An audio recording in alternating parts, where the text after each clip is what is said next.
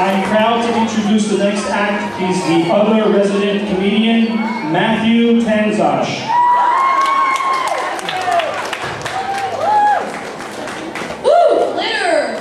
Hey, good evening, everybody. It's lovely as always at MattsStandup2009. Now, originally I was booked for the Laugh Factory on 42nd Street, but apparently in front they have a sign that says, all performers must be this tall. My agent stinks. Thanks, Dad. Now, last time a lot of people had different comments about my act. You know, some people thought it was, too scatological, too crude, and other people thought it wasn't scatological enough.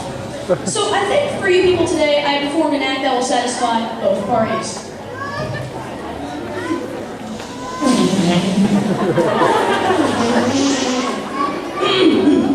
Thank you very much. Any questions? No? Okay. Here's a topic that's very controversial in the States these days. Abstinence.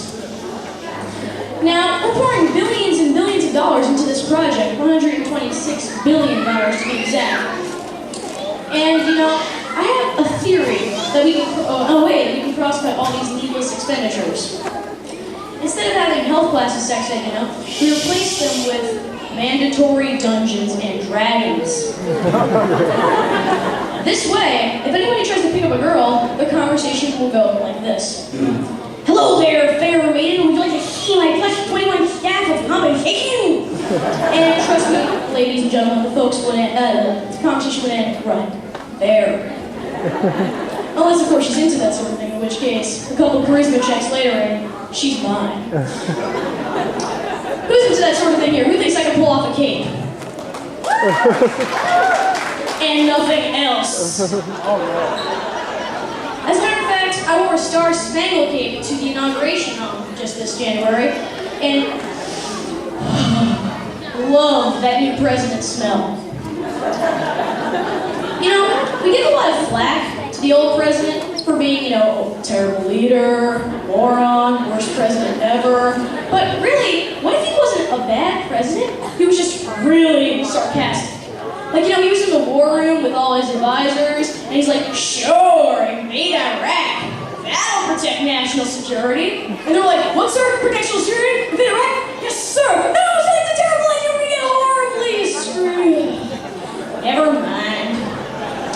But, really, I don't think it's Bush's fault that we're in this economic crisis. I think it really lies in our inability to look toward the future.